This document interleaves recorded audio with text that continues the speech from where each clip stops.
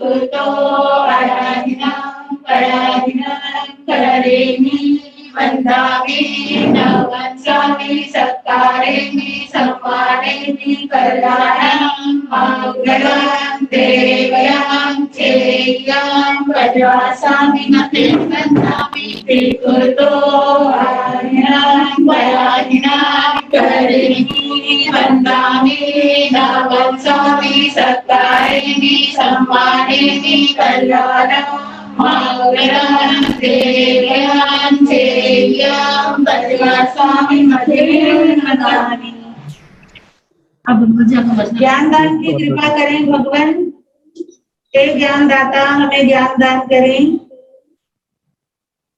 सबको सुख साता गुरुदेव मथे मंदानी सुख साता गुरु जी, सुख साता भगवान, सुख साता भगवान, ज्ञान की वृष्टि कर रहे हो प्रभु, ज्ञान दान दे रहे हो, बहुत बहुत वंदन, बहुत बहुत नमन। ज्ञान दर्शन चारित्र की सुख शांति कर।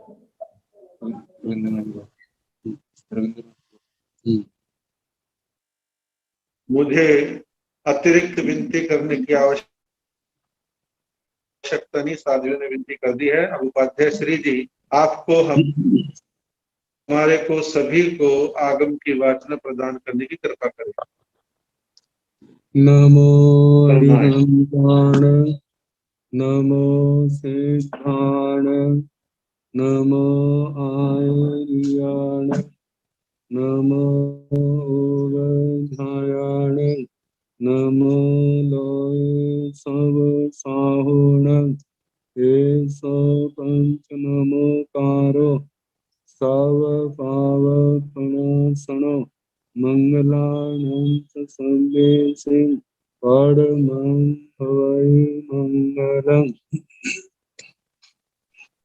जिन शासन जिन वाणी सदा जयवंत हो, श्रमण संग सदा अविचल मंगल हो, मुक्ति को प्राप्त श्रमण भगवान महावीर स्वामी, उनकी परम पावन कल्याणी भागवती वाणी वाचक प्रमुख श्री इंद्र भूति गौतम आदि गणधर भगवान योग प्रधानाचार्य परम पूज्य श्री सुधर्मा स्वामी जी महाराज, उनकी परम पावन पाठ परंपरा वर्तमान आचार्य ध्यान योगी परम पूज्य श्री शिव मुनि जी महाराज एवं गुरुजन सबके पावन चरण स्रोतों में मेरा अनंत अनंत बार वंदना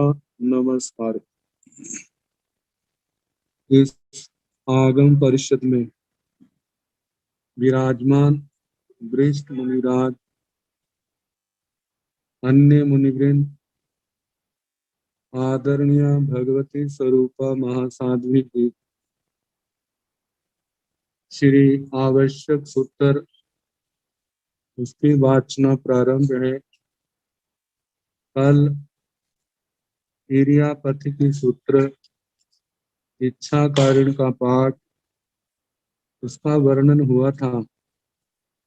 आज तत्सूत्री का पाठ है। इसे आगार सूत्र भी कहा जाता है। पहले हम इस पाठ का उच्चारण कर ले।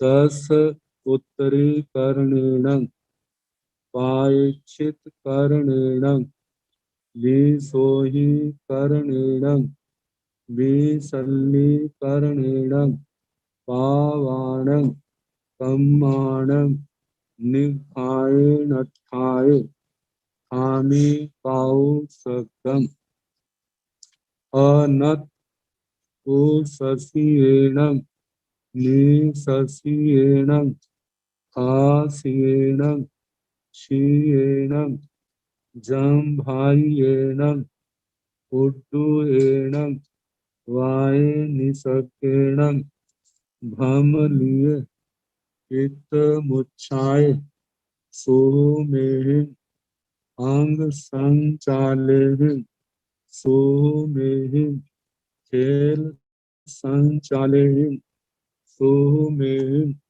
दिट्ठि संचालेहि एवमायेहि आगारेहि अभक्तो अभिराहियो उज्जमे कौसको जाव हरिहंताण भगवंताण नमोकारेण नेपारेणि पावकायं आणेण मोणेण झाणेण अप्पाणं बोसिरामि। इस सूत्र में 3 बातें कही है, ऐसा हमारे सामने आता है। कायोत्सर्ग करने से पहले इस सूत्र का पाठ किया जाता है। इस पाठ के माध्यम से 3 बातें कही। पहली बात, कायोत्सर्ग का प्रयोजन। दूसरी बात, कायोत्सर्ग में रखे आगारों का वर्णन। तीसरी बात, मेरा कायोत्सर्ग कब तक रहेगा, इस बात का निर्देश। तो पहली बात, 10 उत्तरी कर्णेण पायच्छित कर्णेण विसोहि कर्णेण विसल्ली कर्णेण पावाणं कम्माणं निखाय नठाय खामी कौसक। खामी, इस खामी में स्थित होता हूँ। कौसकं, कायोत्सर्ग में, कायोत्सर्ग में स्थित होता हूँ। इसके लिए 10 अपनी आत्मा के, मेरी आत्मा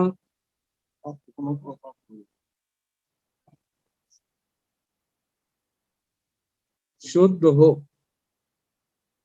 मेरी आत्मा निर्मल हो, मेरा चारित्र निर्मल हो, मेरा तप निर्मल हो। इनकी निर्मलता ही आत्मा को अपने लक्ष्य के नजदीक ले जाने वाली है। इनकी निर्मलता के लिए कायोत्सर्ग में स्थित होना है। तो पहले 10 उत्तरी कर्णेण, उत्तर कर्ण, उत्तर कर्ण श्रेष्ठ बनाना। जैसा स्वरूप वर्तमान में है, इससे भी और आगे अच्छा बने, श्रेष्ठ बनाने के लिए। दूसरी बात, पायच्छित कर्णेण, प्रायश्चित करना है, लगे दोषों का शुद्धिकरण करना है। प्रमाद के कारण अनभोग दशा में किसी भी कारण से जो दोष लगा है, उसको शुद्ध करना है। इसी बात को कहा विशोहि कर्णेणम, विशोधि आत्मा की शुद्धि, चारित्र आदि की शुद्धि करने के लिए, करने की दृष्टि से विसल्लीकरणेन, आत्मा को शल्यों से मुक्त करने के लिए, आत्मा के अंदर 3 प्रकार के शल्य जो मोक्ष मार्ग में विघ्न है, माया, निदान, मिथ्या दर्शन शल्य। माया आत्मा ने जानबूझकर या अनजानेपन से किसी भी प्रकार से पाप किया, मेरा पाप प्रकट ना हो, उसको छिपा रहा है। ये पाप को छिपाना ही माया है, और यही माया आत्मा के लिए घातक है। पहले कोशिश हो, प्रयास हो, शरीर में किसी प्रकार का घाव ना हो, मानो हो गया है तो बुद्धिमानी, समझदारी इसमें है कि उसका हम उपचार करा ले। उपचार जितना जल्दी होगा उतना हम बड़े नुकसान से बच जाएंगे। यदि लज्जा आदि के कारण, अज्ञानता, मूढ़ता के कारण यदि उपचार नहीं कराया जाता है तो शरीर का घाव बढ़ते बढ़ते प्राणों के विनाश का कारण बन जाएगा। और इधर चारित्र में लगा दोष, ये किया हुआ पाप, यदि इसका शुद्धिकरण नहीं किया तो आने वाले समय में आत्मा को आराधकता से, वीतराग वाणी की आराधकता की पदवी से वंचित कराएगा, और आत्मा के गले विराधकता का कलंक पड़ेगा। तो विराधकता से बचना है तो पाप को, इस किए पाप का शुद्धिकरण किया जाए। तो माया का शल्य, पाप को छिपाना, निदान, क्रोध आदि कषायों के कारण, विषयों की वृद्धि के कारण, यश प्रतिष्ठा आदि के कारण किसी प्रकार का कोई भी निदान किया है तो ये भी मोक्ष मार्ग में विघ्न है। तीसरा मिथ्यात्व, मिथ्यात्व तो साक्षात विघ्न है। जिस आत्मा के अंदर सम्यक्त्व का उदय ही नहीं हुआ, जिस आत्मा के अंदर से मिथ्यात्व की मैल ही नहीं गई, वह आत्मा मोक्ष मार्ग का पथिक कहाँ है। इसलिए मिथ्यात्व का शल्य, इन तीनों शल्यों से मुक्त होने के लिए कायोत्सर्ग किया जा रहा है। ये आत्मा इन शल्यों को अपनी आलोचना से, अपनी निंदा गर्हा से, अपने ज्ञान विवेक के द्वारा इन शल्यों को आत्मा से निकाले। तो जो शल्य कमजोर पड़े, जो कमजोरियां इस आत्मा को आलोचना आदि नहीं करने देती, वह हमारी कमजोरियां दूर हो, तो उनको दूर करने के लिए कहा जा रहा है विसल्लीकरणेन, मेरी आत्मा शल्यों से मुक्त हो। इसलिए पावाणं कम्माणं निखाय, जो मेरी आत्मा ने अतीत काल में ऐसे पाप कर्म इस जन्म के भी हो सकते हैं, जन्म जन्म के भी हो सकते हैं, उन समस्त पाप कर्मों के निघाय निर्घातन के लिए, जड़ों से नष्ट करने के लिए हामी कौशकम, मैं कायोत्सर्ग में स्थित होता हूँ। ये पहली बात कायोत्सर्ग का प्रयोजन।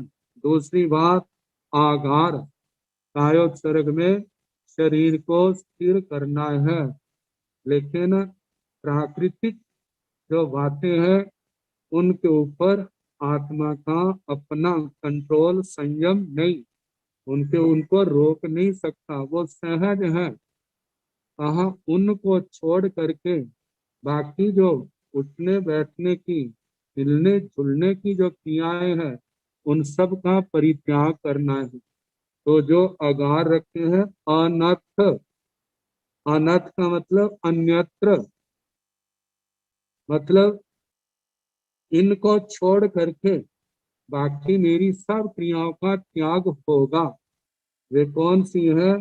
उसस्येन उश्वास, निसस्येन निश्वास, खास्येन खांसी, क्षीयेण छींक, जम्भायेण जम्भाई, उड्डयेन डकार, वायु निसर्गेण अधो वायु निसर्ग, भम लिए कोई चक्कर आ जाए, पित्त मुच्छाए, पित्त उछल जाए, वो मीटिंग आदि ऐसा हो, ये क्रियाएं सो में अंग संग चाले ही सूक्ष्म अंगों का संचालन, जैसे अंगों का स्फुरण, सुह में खेल संग चाले ही सूक्ष्म खेल खंखार आदि का संचालन, बलगम आदि का संचालन, उसके कारण से जो हलन चरण हो, तो में ही दिक्ठी संग चाले ही सूक्ष्म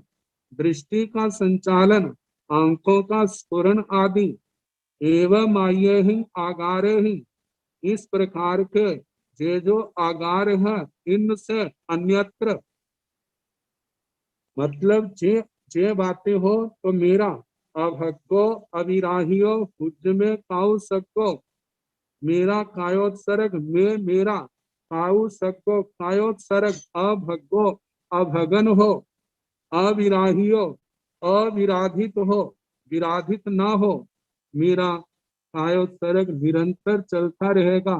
ऐसी क्रियाएं कुदरती होती है, इनका आगार है, बाकी सब क्रियाओं का मेरा त्याग है।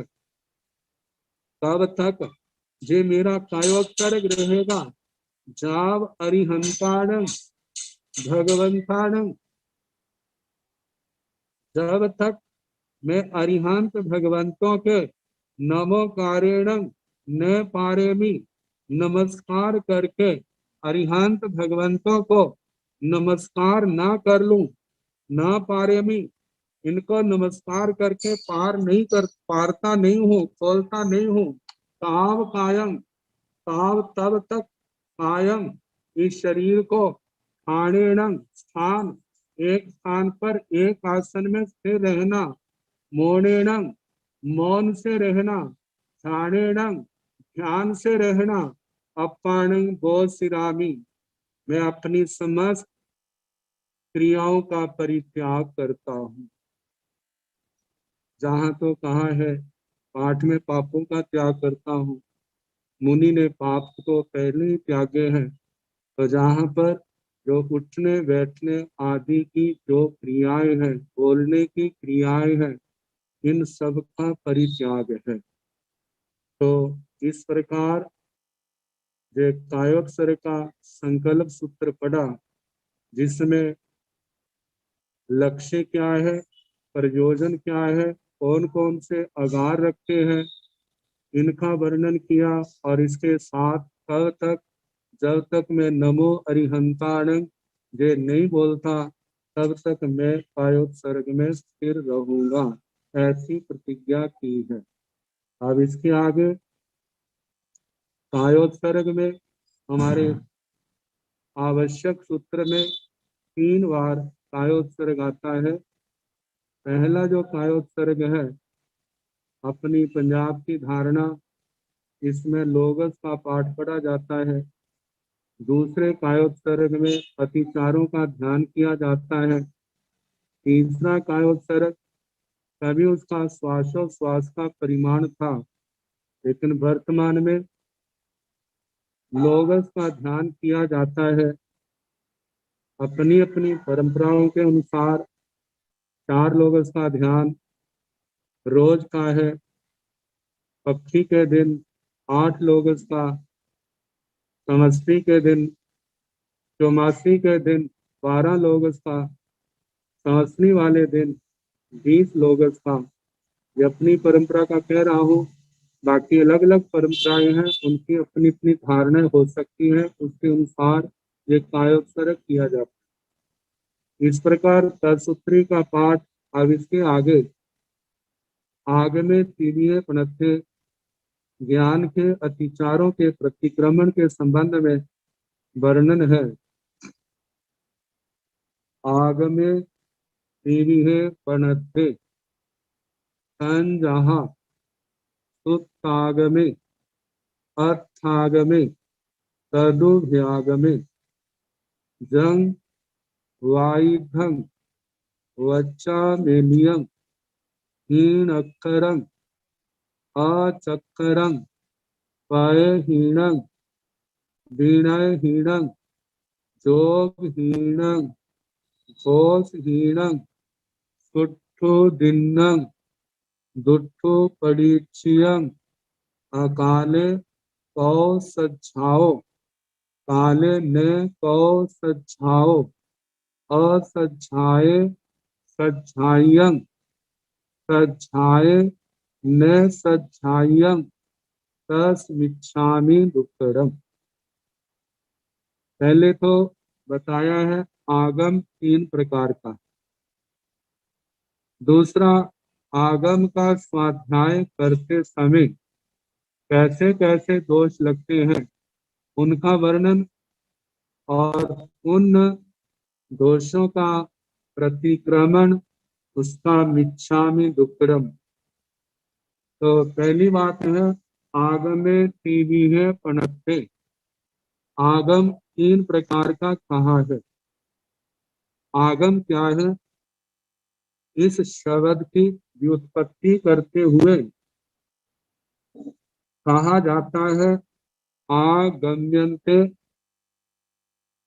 परिच्छिद्यन्ते अवबुध्यन्ते तत्वानि, जिनके माध्यम से तत्वों को जाना जाता है वे आगम है। हर परंपरा के लोग अपने अपने ग्रंथों को कोई ना कोई नाम तो देते ही। निगम आगम, आगम ये शब्द बहुत प्रचलित है। भगवान के प्रवचन आगम के नाम से कहे जाते। गमलरी धातु जहाँ गमन अर्थ में आती है वहाँ ज्ञान, ज्ञान की प्राप्ति के अर्थ में भी आती है। तत्वों का ज्ञान जिससे हो वे ग्रंथ, वे उपदेश आगम के नाम से कहे जाते। इस आगम शब्द का सामान्य अर्थ आने अर्थ में भी आता है, जैसे आगमन, आगमन, आगम आना। तो देखा जाए तो यह उपदेश भी हमारे पास आया है। कहाँ से आया? हमारे पास तो गुरुजनों के माध्यम से, ग्रंथों के अध्ययन से ये आया है। आगे हम परंपरा की ओर ध्यान दें। गुरुओं के पास उनके गुरुओं से, उन गुरुओं के पास उनके आगे गुरुओं से, आगे चलते चलते हमारे मूल स्रोत अरिहंत परमात्मा तीर्थंकर भगवान है, जिन्होंने जो जन्म जात 3 ज्ञान के धारक हैं, समय आने पर जिन्होंने जैन भागवती दीक्षा अंगीकार की, दीक्षा लेते ही 4था ज्ञान हुआ और साधना करते करते जब क्षपक श्रेणी का आरोहण हुआ, मोहनी कर्म नष्ट हुआ, ज्ञानावरणीय दर्शनावरणीय अंतराय कर्म क्षय हुए, तो आत्मा के अंदर केवल ज्ञान, केवल दर्शन का सूर्य प्रकट हुआ। तीर्थंकर नाम गोत्र कर्म का उदय होने से तीर्थ की स्थापना की, जिन्न वाणी का प्रकाश किया, निर्ग्रंथ प्रवचन सुनाया। उनके प्रवचन को सुनने वाले तो बहुत थे, लेकिन मूल श्रोता गणधर भगवान थे, जिन्होंने उन उपदेशों को सुना और उसके बाद सूत्रों की रचना की। आचार्य श्री भद्रबाहु स्वामी जी की गाथा बहुत प्रसिद्ध है। अथं भाषाई अर्हा उत्तम ग्रंथंति गणहरा न्यूनं शासनस्य हि अध्याय तो सुत्तं पवत्तै। अथं भाषाई अर्हा अरिहंत भगवान अर्थ का भाषण करते हैं। जहाँ अर्थ का मतलब है तत्वों का, द्रव्यों का, द्रव्यों के गुणों का, द्रव्य गुण की पर्यायों का, जीवों की क्रियाओं का, इन सब का वर्णन करते हैं। जीव कैसे कर्म करते हैं, कैसे उनको भोगते हैं, कैसे संसार में आत्मा का परिभ्रमण होता है, इन सब बातों का अरिहंत परमात्मा, अरिहंत भगवान वर्णन करते हैं। इनके पावन उपदेश को सुनकर के गंधर्व भगवान सूत्रों की रचना करते हैं। यही सूत्र रचना गुरु परंपरा के माध्यम से चलते चलते हमारे तक आ गई है। इतने भव्य जीव इस आगम के उपदेश को सुन करके मोह निद्रा से जागे, सम्यक्त्व की प्राप्ति हुई, ज्ञान दर्शन चारित्र तप की आराधना के लिए आगे बढ़े। इन्होंने साधु जीवन अपनाया। जो साधु जीवन अपनाने में सफल नहीं हुए, उन्होंने श्रावक जीवन स्वीकार किया। तजे भगवान का उपदेश जो आगम शब्द से अभिहित है, जिसको आगम शास्त्र सूत्र के नाम से कहा जाता है। कई सागर के बारे में कहा, आगमे त्रिविहे पणत्ते, जे आगम 3 प्रकार का कहा है। तन जहाँ जैसे कि सुत्तागमे, अर्थागमे, तदुभ्यागमे। सुत्तागमे सूत्र आगम, सूत्र आगम हमारे आगमों का मूल पाठ। तो अरिहंत परमात्मा, अरिहंत भगवान हमारा प्रतीक है। गंधर्व भगवंतों ने जिसका संकलन किया है, सूत्र का रूप दिया है, अर्थागमे, इन मूल पाठों के द्वारा जिस बात का वर्णन किया है वह अर्थागम है। तदुभ्यागमे, जे मूल सूत्र और उनके अर्थ, सूत्र और अर्थ जे दोनों क्या है, दोनों आगम है। तो इस प्रकार पहला केवल सूत्र मात्र, दूसरा अर्थ मात्र, तीसरा दोनों ही कहा जाता है। कितनी आत्माएं ऐसी होती हैं जो केवल सूत्र जानती हैं, अर्थ नहीं। कितनी आत्माएं ऐसी हैं जो अर्थागम तो जानती हैं लेकिन सूत्र नहीं। कितनी आत्माएं ऐसी हैं जो दोनों को जानती हैं। जो केवल सूत्र को जानते हैं उनके पास सूत्र आगम, जिनके पास जो अर्थ को जानते हैं वह अर्थागम, और जो दोनों को जानते हैं वे तदुभ्यागम। हम ऐसा भी कह सकते हैं, कितने ऐसे हैं जिनको केवल सामायिक आदि के पाठ को याद है लेकिन उनका अर्थ याद नहीं है, तो उनके पास सूत्र आगम। कितने भाई बहने, कितने साधु साधियां ऐसे हैं, सूत्र का मूल पाठ तो याद है लेकिन उनका अर्थ याद नहीं है, तो वह केवल सूत्र आगम है। कितनों ने अर्थ आगम तो याद कर लिया, जैसे थोकड़े याद कर लिए, जैसे कथाएं पढ़ करके उसका अर्थ पढ़ करके वह तो याद कर लिया लेकिन मूल सूत्र उनको याद नहीं है, तो वह केवल अर्थ आगम को धारण करने वाला, कोई सूत्र आगम को, कोई अर्थ आगम को, कोई ऐसे भी हैं जिनको मूल पाठ भी आता है और उसके साथ अर्थागम भी आता है, तो वे दोनों को ही धारण करने वाले हैं। तो इस प्रकार जो आगम के 3 भेद हुए, सूत्र आगम, अर्थागम, तदुभ्यागम। अब सूत्र आगम के संबंध में पढ़ने से या जो दोष जैसे जैसे लगते हैं इनके संबंध में बताया जा रहा है, जो संख्या में 14 है। जंग वाइधम, जंग का मतलब जो, ये शब्द अभी पहले सिद्ध किया था, जत से जंग बना, जत के य को ज और त को अनुसार कर दिया था। जंग जो कौन से है, वाइधम, व्याविधम, व्याविधम का मतलब सूत्र के अक्षर उल्ट पलट पड़े हो, आगे पीछे पड़े हो, ठीक तरीके से नहीं पड़े। इनसे क्या होता है, अर्थ बदल जाता है। कैसे बदलता है, इनका वर्णन करने के बाद इसके संबंध में बताने का प्रयास करेंगे। वाइधम, सूत्र के अक्षर उलट पुलट पड़े हो।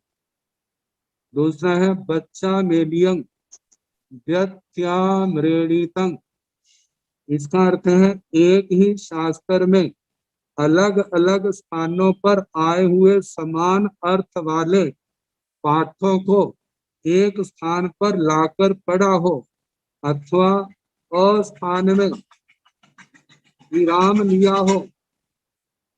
जहां पर कोमा आदि है वहां तो नहीं रुके, लेकिन जहां पर कोमा आदि नहीं है वहां पर विराम लगा दिया, क्योंकि ऐसा करने से भी अर्थ में भेद आ जाता है।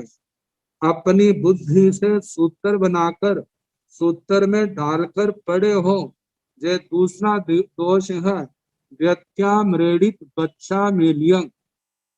तीसरा दोष है हीन अक्षरं, हीन अक्षर युक्त कोई अक्षर कम करके पढ़ा हो, वह हीन अक्षर, अधिक अक्षर, अक्षर अधिक अक्षर शब्द के साथ कोई अक्षर और जोड़ दिया, जिसके कारण से उसका अर्थ बदल जाता है।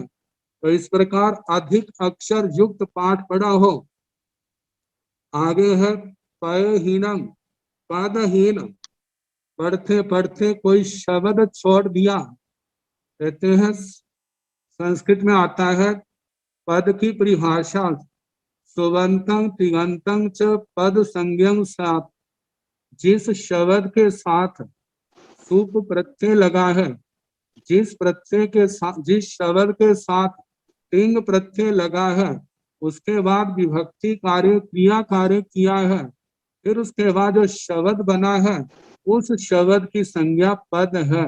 तो ऐसे शब्द बीच में छोड़ देना वह पदहीन। आगे विनयहीन, विनय रहित पड़ा हो। शास्त्र की वाणी सामान्य व्यक्ति की वाणी नहीं है, ये अरिहंत परमात्मा का प्रवचन है, निर्ग्रंथ प्रवचन है, जिसका सहारा लेकर के कितने जीवों ने अपनी आत्मा का उद्धार किया है। तो इस आगम वाणी को बड़ी श्रद्धा भक्ति विनय के साथ पढ़ना, लेकिन यदि जे विनय भाव ना अपनाया हो, विनय से हीन शास्त्र का आगम पढ़ा हो, आगे जोगहीनम, मन की एकाग्रता के बिना शास्त्र पाठ किया हो, और साथ में जहाँ कहा है जोगोद्वहन, जो जिस आगम का जितना उपधान तप है वह उपधान तप ना किया हो। आगे घोषहीनम, घोषहीन में आता है उच्चारण, उच्चारण ठीक ना किया हो। जैसे 3 प्रकार का उच्चारण आता है, उदात्त, अनुदात्त, स्वरित। उदात्त मुंह से ऊपर के हिस्से से बोला जाता है, मध्यम हिस्से से बोला जाता है, मुख के नीचे हिस्से से बोला जाता है। जैसे संस्कृत में सूत्र आते हैं उच्चैर उदात्त, निचैर अनुदात्त, समाहार स्वरित। ऐसे स्वर से हीन मतलब ठीक आवाज में नहीं बोलना। आगे सुट्ठू दिन्नम, जिस विद्यार्थी के पढ़ने वाले के अंदर जितनी योग्यता है, योग्यता से ज्यादा पढ़ाना, योग्यता से ज्यादा पढ़ाने से भी क्या है नुकसान हो सकता है। जैसे कहा जाता है जिस बर्तन में जितनी योग्यता है उतनी वस्तु डाली जाए तो ठीक, यदि ज्यादा डाल दे तो वही क्या होगी, वस्तु भी गिरेगी और उसका नुकसान होगा। आगे दुष्टु परीक्षण, दुष्ट भाव से आगम पाठ आगम वाचना ली हो, सम्यक भावों से नहीं ग्रहण किया। आगे अकाले को सुझाओ, जो शास्त्र स्वाध्याय का काल नहीं है उस समय स्वाध्याय किया हो। काले ने को सुझाओ, जो स्वाध्याय का काल है उस समय स्वाध्याय नहीं किया। आगे असज्जाय सज्जायं, जो अस्वाध्याय है उसमें स्वाध्याय किया हो। सज्जाय ने सज्जायं, जो स्वाध्याय का प्रसंग है उसमें स्वाध्याय ना किया हो। तस्मिच्छामि दुक्कडम, ये जो मेरे को जानने अनजाने पन में कोई भी दोष लगे हैं उनका वह सारे मिथ्या हो, निष्फल हो, मैं उनकी क्षमा याचना करता हूं। अब इनके संबंध में विचार कर ले। बाईधम बच्चा मेलियम हीनकरम अचक्रम। पहले सूत्र के अक्षर उल्ट पुल्ट पढ़ दे। शब्द कैसे बदल जाता है, शब्द कभी निकलता है कभी नहीं निकलता है। यदि जैसे हम दशमी कालिक सूत्र की प्रथम गाथा को लेते, धम्मो मंगल मुक्ति ठंग अहिंसा संयमो तवो देवा वीतम नमन संति जस धम्मे सयाम। अहिंसा का ओ धम्मों के आगे लगा दो तो धर्म का अर्थ भी बदल जाएगा, और जो अहिंसा का है वो भी अर्थ क्या हो जाएगा, बदल जाएगा। और यही ओ संयम के आगे लगा दे तो असंयम बन जाएगा, तवो के आगे लगा देंगे तो अतवो बन जाएगा। अब आचार्य श्री स्वयंभव स्वामी जी ने इस गाथा के जिन शब्दों का प्रयोग जिन अर्थों को लेकर के किया है, यदि अक्षरों को उलट पलट किया जाएगा तो वह अर्थ कैसे निकले। तो इसलिए कहा जाता है कोई अक्षर आगे पीछे नहीं करना। यदि ऐसा करते हैं तो लाभ के स्थान पर नुकसान होना अवश्यम भावी है। आगे बताया है व्यत्यामरेणितम, शब्दों के पाठ आगे पीछे कर देना उससे भी क्या है, नुकसान है। आगमों की सूत्रकारों की भगवान की आशातना है, इसलिए इन बातों का ध्यान रखना। हीन अक्षरम अचक्षरम, कोई अक्षर कम कर देना कोई अक्षर बढ़ा देना, इससे भी क्या होता है, अर्थ का अनर्थ हो जाता है। जैसे कहते हैं हीन अक्षरम, अक्षर कम कर दिया, जैसे अहिंसा का ही बताया ओ कम कर दिया। तो जो हम अर्थ जो शास्त्रकार अर्थ कहना चाहते हैं वह अर्थ वहां पर नहीं निकलेगा, तो ये अर्थ का क्या होगा, अनर्थ होगा। ये तो हो गया अक्षर कम करना। अक्षर बढ़ा देना, जैसे इतिहास में एक शब्द आता है कुणाल के लिए, राजा अशोक का बेटा, राजा ने कहा था बच्चे को अधीयताम, इसको पढ़ाया जाए, लेकिन उसकी विमाता ने अधीयताम के स्थान पर अ के ऊपर अनुस्वार लगा दिया। राजा ने देखा नहीं, बिना देखे वो पत्थर भेज दिया। जब वो पत्थर भेज दिया बादशाह गया, पढ़ा गया, तो जो पत्थर पढ़ रहे हैं एकदम दुविधा में फंस गई, जी क्या लिखा है। जब उस बच्चे ने आग्रह किया बताओ क्या लिखा है, उन्होंने बहुत कोशिश की ना बताया जाए।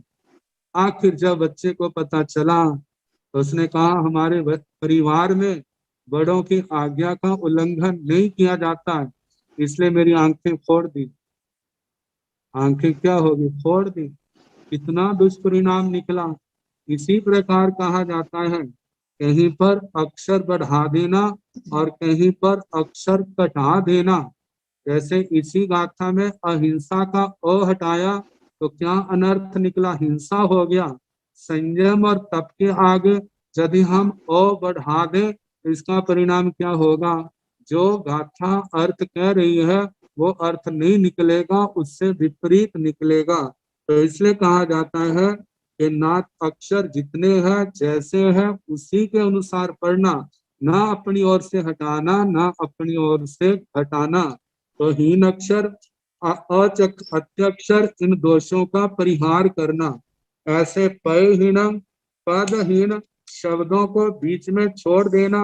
जैसे अहिंसा संयम तबो है, इनमें से कोई भी एक शब्द छोड़ दिया जाए तो जो अर्थ कहा जा रहा है उसके अंदर कमी तो आएगी ही। और आगे बताया है बीणे हीना, बिना विनय के पढ़ना।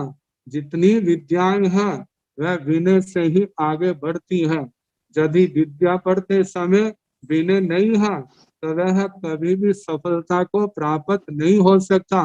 मानो पूर्व जन्म के क्षोभचम से वह विद्या से संपन्न हो भी जाए तो वह उसके कल्याण का कारण नहीं बनेगी। श्री 10वीं कालिक सूत्र के 9वें अध्ययन में जब भगवान ने कहा है संभाव कोहा मयप माया गुरु सगा से विनय सीखे, जो अभिमान क्रोध आदि के कारण से गुरुओं के पास विनय नहीं करता है तो उसकी सीखी हुई विद्या उसके कल्याण का कारण नहीं होती, उसके विनाश का कारण बन जाती है। जैसे कीचक वांस का दृष्टांत दिया है। हर वनस्पति के फूल जो है उसके सौभाग्य के सूचक है, लेकिन जब वांस के ऊपर फूल आते हैं तो वे उसके विनाश का कारण बन जाते हैं। तो विनय से हीन विद्या जो है वह आत्मा को तारने वाली नहीं बनती, वो डुबोने वाली बन जाती है। क्यों? क्योंकि वह अपने अभिमान आदि की घोषणा के जब प्रयोग करता है तो उसका परिणाम विनाश के अलावा और कुछ नहीं। तो इसलिए कहा कि विनय से हीन जे भी दोष है। आगे जोग हीनम, जब जोगों की एकाग्रता मन की एकाग्रता नहीं है तो वहां पर अध्ययन में सफलता कहाँ से मिलेगी। क्योंकि जब भी कोई पढ़ता है उसका ध्यान नहीं लगता है, पाठ अर्थ उसके दिमाग में नहीं आता है, वो कहता है मेरे को याद नहीं हो रहा। तो उसके माता पिता कहो गुरुजन कहो वो यही कहते हैं भाई ध्यान से पढ़ो, ध्यान से पढ़ोगे तो आपको सफलता मिलेगी। ध्यान से नहीं पढ़ोगे, पढ़ते समय ध्यान कभी कहीं है कभी कहीं है, पाठ के अंदर नहीं विद्या के अंदर नहीं, तो आपको सफलता कैसे मिलेगी। और जहाँ पर एकाग्रता परम आवश्यक है। जोगहीनम, योग का अर्थ जहाँ पर जोगोद वहन भी कहा है। जोगोद वहन इस आगम के जितना उपधान तप कहा है उतना उपधान तप अवश्य करना चाहिए। वे उपधान तप बताया था शास्त्र स्वाध्याय में आने वाले विघ्नों को दूर करने वाला है। मैं अपने ही जीवन का प्रसंग बताता हूँ। इसी समय साधियों को वाचना चल रही थी और हमने कहा था कि जब तक वाचना चलेगी हर रोज एक आइमिल जरूर होना चाहिए, तपस्या जरूर होनी चाहिए। जब तक ये आइमिल तपस्या चलती रही, स्वाध्याय में किसी प्रकार का विघ्न नहीं आया। अपने दो संतों के हर सोमवार को हमारे गुरुजी सोमवार को उपवास करते थे, हम भी उनके साथ उसी अनुसार सोमवार को उपवास करते थे। तो ऐसे 2 उपवास हो जाते थे। बीच में ऐसे होने लगा कि ठीक है हम सारे अब सोमवार को उपवास करेंगे। और हमारे उपवासों की जहाँ तक 4 साधवियां थी, 2 जागृत थी, 2 संत थे, 2 सेवादार थे, ऐसे 10 उपवास सोमवार को हो जाते थे। तपस्या तो देखा जाए बढ़ गई, लेकिन वो आइमिल तप नहीं हुआ। नहीं होने के कारण और उसके बाद कभी कभी किसी का सिर दुख रहा है, कभी कोई विघ्न आ रहा है, कभी कोई विघ्न आ रहा है। तो आपस में जब बात चली तो कहते जो विघ्न तो आएंगे ही, क्योंकि जो विधान है आइंबिल तपस्या का उसको आपने बदल दिया है। जैसे पुनः उसी रूप में आए, आइंबिल तपस्या प्रारंभ हो गई, स्वाध्याय फिर क्या हो गया, निर्विघ्न रूप से चलने लग पड़ा। तो इसलिए कहा जाता है कि जो जो शास्त्र स्वाध्याय के लिए जितना जितना आगम के अंदर आइंबिल तपस्या का विधान किया है उसके अनुसार अवश्य करना चाहिए। जे आइंबिल तप जो उपधान तप है, विघ्नों को दूर करने वाला, विद्या प्राप्ति में सफलता देने वाला है। इसके संबंध में अपनी पंजाबी परंपरा आचार्य श्री आत्माराम जी महाराज के द्वारा जो व्याख्यात सूत्र है श्री अंतरित अशांग सूत्र, उसके व्याख्या के अंतिम अंत में जो जो धारणा उन्होंने दी है, किस आगम के कितने आइंबिल हैं, उसको लिख करके फोटोग्राफ वो सारा करा दिया है, वो ध्यान से देख लेना। तो इस प्रकार जोगोद्वहन हमारे स्थानकवासी परंपरा में भी आइंबिल तपस्या का विधान है, मंदवासी परंपरा में भी प्रत्येक शास्त्र का उनका अपनी विधि से जोगोद्वहन तपस्या का वर्णन आता है। तो कहते हैं विधि से पढ़ा हुआ शास्त्र ज्ञान, अध्ययन किया हुआ शास्त्र ज्ञान इस आत्मा को अनंत लाभ देने वाला है। वह अनंत लाभ हमें भौतिक नहीं लेना, हमें तो बोधि लाभ मिले, हमारा ज्ञान निर्मल हो, हमारा दर्शन निर्मल हो, हमारा चारित्र निर्मल हो, हम भगवान के मार्ग के आराधक बने, यही हमारे लिए सबसे बड़ा लाभ होगा। तो इसलिए जो उपधान तप करना यदि ना किया हो तो उसका प्रतिक्रमण है। आगे घोष ही ना जानते हैं, यदि बिल्कुल अच्छे स्वर से शास्त्र पाठ किया जाए तो अपने को भी प्रसन्नता होती है, सुनने वाले को भी प्रसन्नता होती है, और शास्त्र स्वाध्याय में किसी प्रकार की आशातना नहीं होती। आगे सुट्ठू दिन्नंग, जिसके अंदर पढ़ने वाले के अंदर जितनी योग्यता है उसके अनुसार ही ज्ञान देना। कई बार उत्साह में ज्यादा दे देते हैं, अगले को बचता नहीं बचने के कारण अनेक प्रकार के दोषों की संभावना हो जाती है। जितनी योग्यता है उसके अनुसार पढ़ाया जाए। दुष्ट भावों को हृदय में रख करके अध्ययन करना जैन आत्मशुद्धि का कारण नहीं है। कहते हैं आत्म कल्याण करना है, जन्म जन्म के क्लेशों को मिटाना है। यदि हमारा मन ही शुद्ध नहीं हुआ तो हम आगे कैसे बढ़ेंगे, इस क्षेत्र में कहां से सफलता प्राप्त करेंगे। इसलिए अपने भाव को अच्छा रखना। अकाले को सुझाओ, काले ने को सुझाओ। कहते जो स्वाध्याय का समय है, जो समय वर्जित किया है, जैसे कि आता है जिस दिन वर्षावास बैठता है, आषाढ़ शुद्धि पूर्णमासी, उसके बाद एकम आती है, आश्विन महीने की पूर्णमासी आती है, एकम आती है, कार्तिक की आती है, वीर जयंती के बाद जो पूर्णमासी आती है। ऐसे जो स्वाध्याय का अकाल का है, स्वाध्याय का समय नहीं।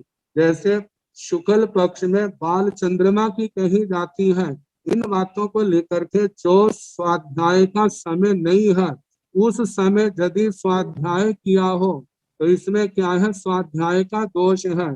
और जो स्वाध्याय का काल है उस समय स्वाध्याय ना किया हो, वह भी क्या है, जहाँ पर दोष है। फिर उसके आगे कहा है असज्जाय, अस्वाध्याय, जहाँ पर अस्वाध्याय स्वाध्याय का वर्णन करते हुए व्याख्याकारों ने कहा है अस्वाध्याय एक अपने शरीर से संबंधित है, एक दूसरे के शरीर से संबंधित है, अपने शरीर से संबंधित है। किसी प्रकार का घाव हुआ हो, खून बहता हो, तो वह अस्वाध्याय का कारण है। तो इसकी यत्ना रखना, दूसरे के शरीर में हो उसकी यत्ना रखना, कोई अशुचि पदार्थ पास में हो तो उनकी यत्ना रखना, कोई मृतक शरीर पास में पड़ा हो तो उसकी यत्ना रखना। तो जो अस्वाध्याय के कारण कहे हैं, कहते ऐसे समय में स्वाध्याय किया हो तो वो अतिचार है, दोष है। और जब ऐसा कोई भी कारण नहीं है तो उस समय स्वाध्याय ना किया हो तो वे भी क्या है, अतिचार है। तो इस प्रकार जो सारे मिलाकर के 14 बने, जाने अनजानेपन में किसी भी दोष का, अतिचार का सेवन हुआ हो तो उसका मैं क्या करता हूँ, मिच्छामि दुक्कड़म, उस दुष्कृत मेरा मिथ्या हो, उसकी क्षमा जाचना का भाव वह निष्फल हो। मानो जो दोष लगा है तो उसका आलोचना यदि प्रबल दोष है तो उसके लिए जो गुरुजनों ने जैसा प्रायश्चित विधान किया है उसके अनुसार प्रायश्चित करना। इस प्रकार जो ज्ञान के अतिचारों का आया। इसके आगे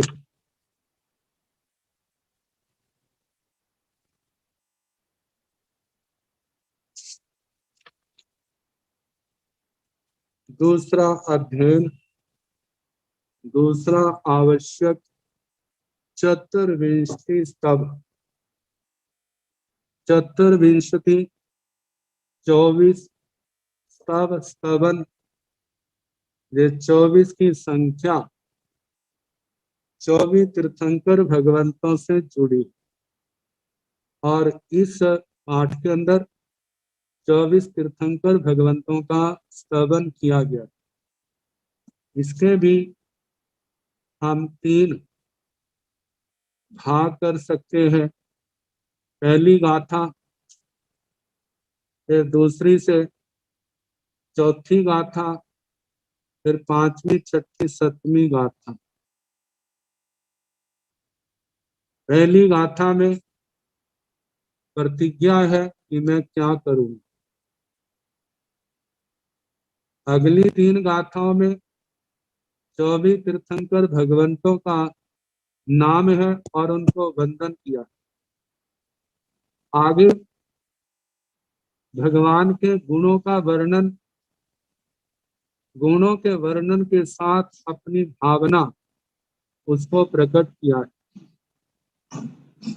तो पहले हम इस सूत्र का उच्चारण कर ले।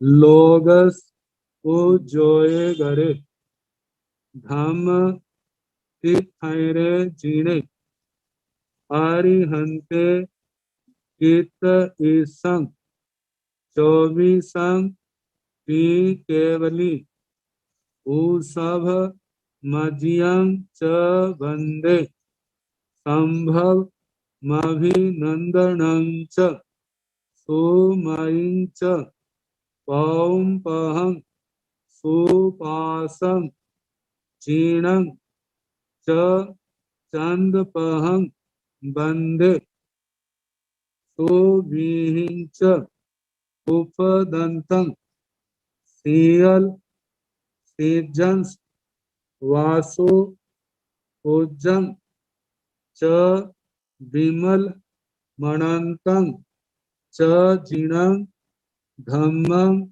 संधिं च वंदामि कुंकुम आरं च मल्लिं वंदे मुनि सोभयं नमि जीणं च वंदामि ऋद्धनेमिं पासं तः बद्धमानं च एवं मय अभित्वा विहूय रयमला पहीण जर मरणा 24 की जीणवरा तिथैरा में पश्यन्तु कित्य बंदीय महिया जे लोगस उत्तमा सिद्धा आरोग्य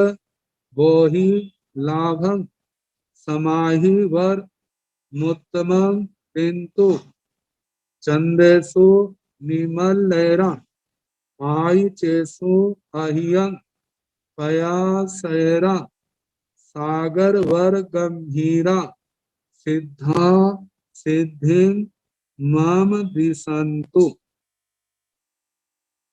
7 गाथाएं। सबसे प्रथम गाथा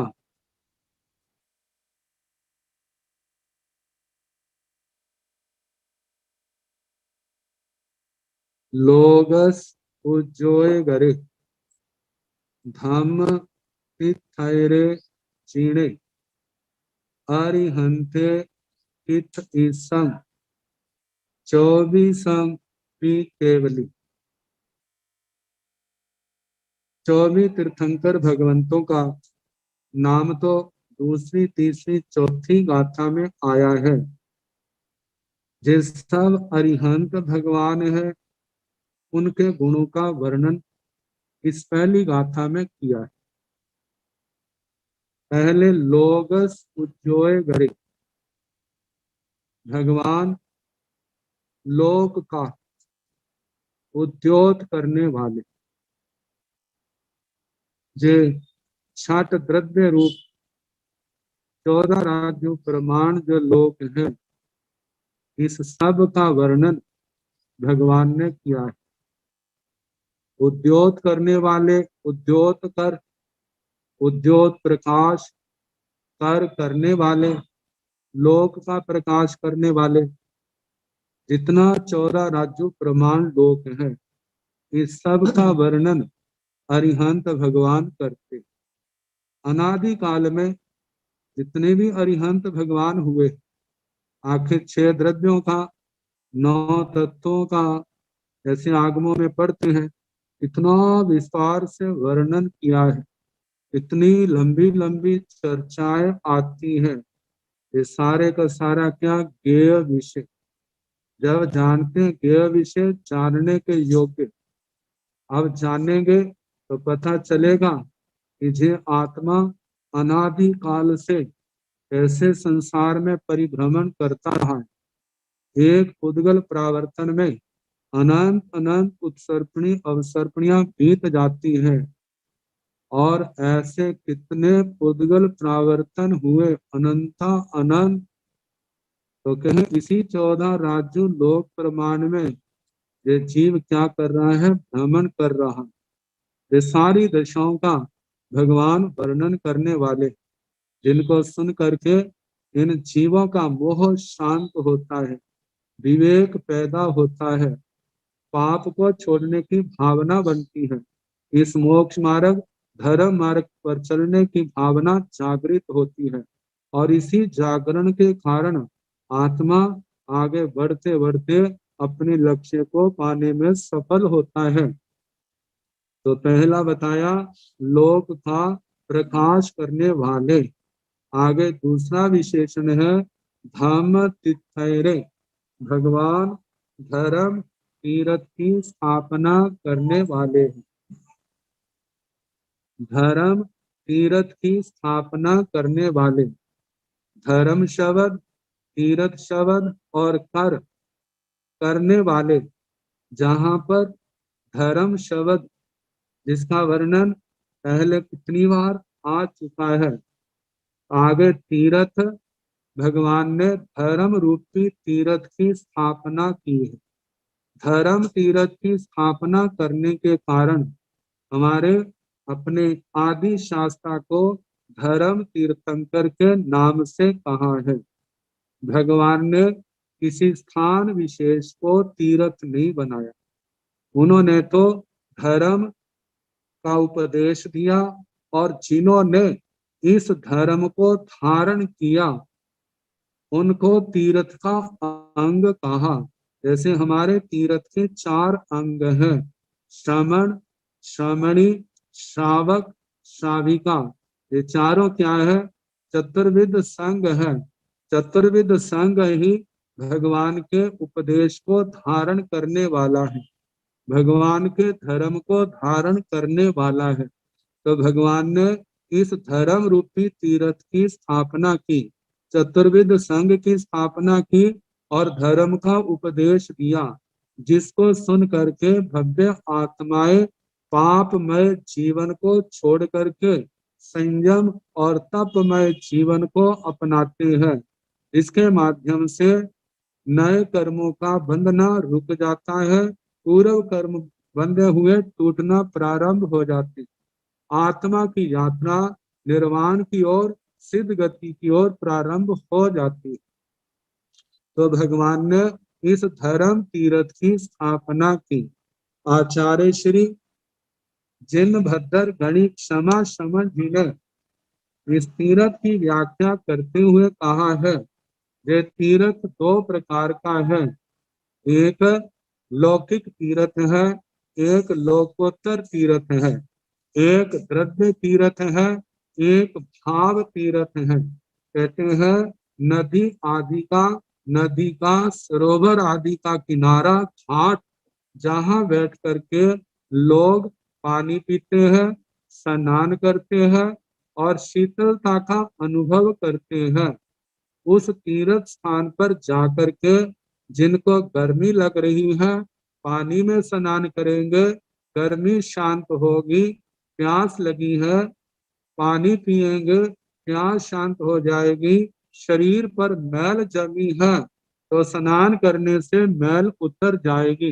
ये तीन बातें तो उनके संभव है, लेकिन तीन बातें संभव नहीं है। वे तीन बातें कौन सी है? पहली बात कषायों की गर्मी, दूसरी बात कर्मों की मैल, तीसरी बात कृष्णा की प्यास। इन तीनों में से वो सरोवर, नदी का घाट, किनारा, चाहे आत्मा कितना भी उसमें डुबकियां क्यों ना लगाए, वह नदी, सरोवर आदि का किनारा, वो पानी आदि का सेवन इन तीन दोषों को दूर करने में समर्थ नहीं है। लेकिन इस धर्म तीर्थ में जो आत्मा का स्नान करते हैं, उनकी तीन ही बातें ठीक हो जाती है। कषायों की गर्मी भी शांत हो जाती है, दूर हो जाती है।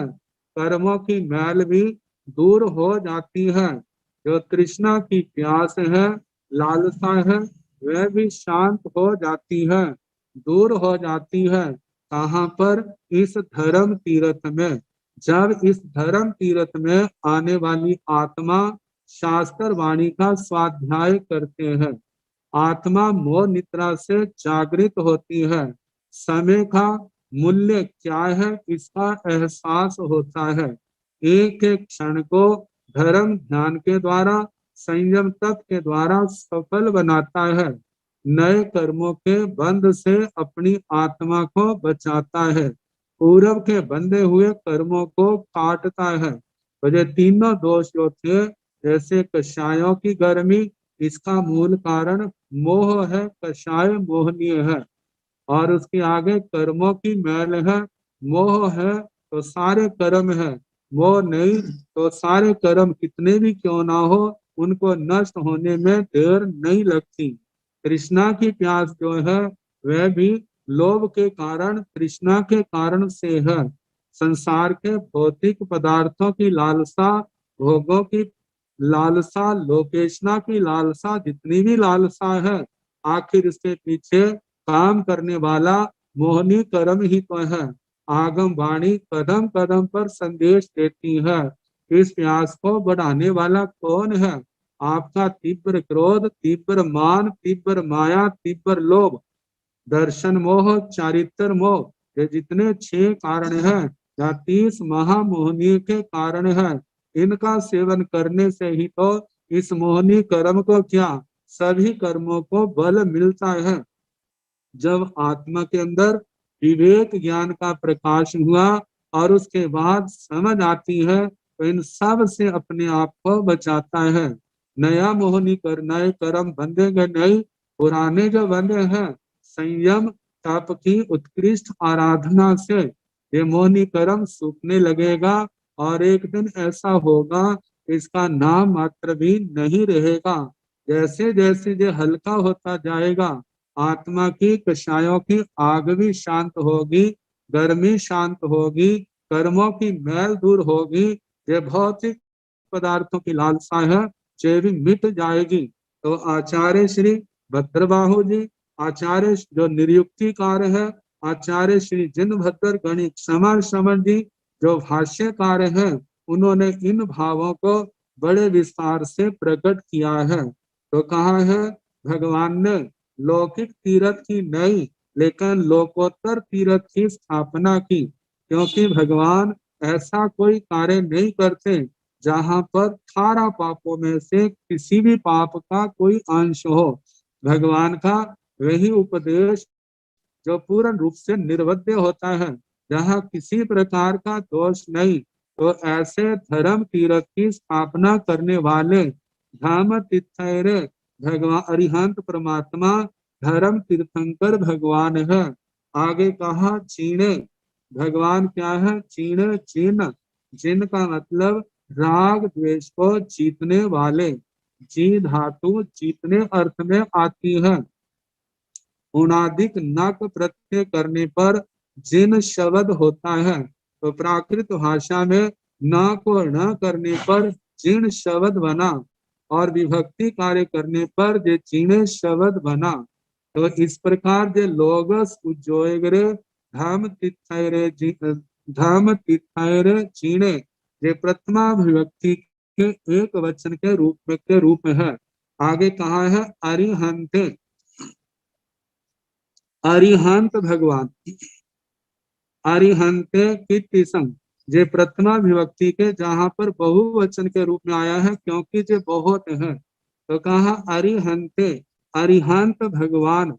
अरिहंत नमो अरिहंताणं के शब्द के पद में अरिहंत शब्द की व्याख्या की थी। अरिहंत तीनों लोकों में जो पूजनीय है, जहां तक मनुष्य तो क्या मनुष्यों में क्या वासुदेव चक्रवर्ती सम्राट और उसके आगे इंद्र महाराज आदि 64 इंद्र, जहां तक 26 में 5 69 मानों के देवी जिनको क्या करते हैं? वंदना करते हैं, नमस्कार करते हैं, गुणगान करते हैं, उनके जीवन की महिमा गाते हैं। और ऐसे महापुरुष जिनकी गौरव गाथा गाना आत्मा के धर्म ध्यान का कारण है, आत्म शुद्धि का कारण है। भगवान के गुणों को गाना सुलभ बुद्धि पने का कारण है। तो ऐसे अरिहंत भगवान उनकी कीर्तन मैं कीर्ति करूंगा, उन कीर्तन करूंगा। कीर्तन शब्द बहुत प्रसिद्ध है, जैनेतर परंपराओं में जो बहुत चलता है, लेकिन अपने कीर्तन करूंगा। कीर्तन जो है पहले उनका नाम लूंगा, उनको वंदना करूंगा, उनका गुणगान करूंगा और उसके साथ अपनी भावना प्रकट करूंगा कि ये मैं किसके लिए कर रहा हूँ।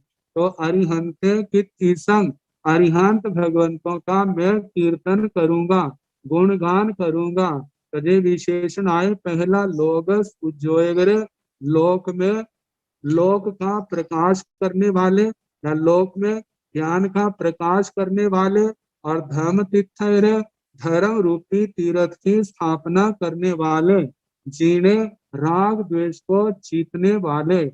अरिहंते अरिहंत भगवान कित ईसंग में इनकी कीर्ति, इनका कीर्तन, इनका नाम स्मरण, इनको वंदना, इनका गुणगान करूंगा।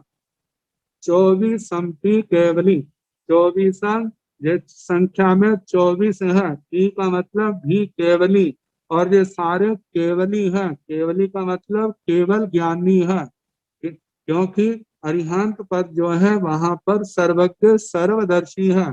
केवली कहा तो केवली से केवल ज्ञान केवल दर्शन ये दोनों गुण आ गए हैं। 24 के 24 भगवान केवल ज्ञान के धारक हैं। मैं इन अरिहंत भगवंतों का गुणगान करूंगा, इनको नमस्कार करूंगा। अब इसकी अगली गाथाएं फिर जैसे समय होगा सुनाने का प्रयास किया जाएगा। जी जी, बड़ी कृपा करी, सबने बड़े ध्यान से सुना। कल शनिवार है, प्रश्न काल रहेगा।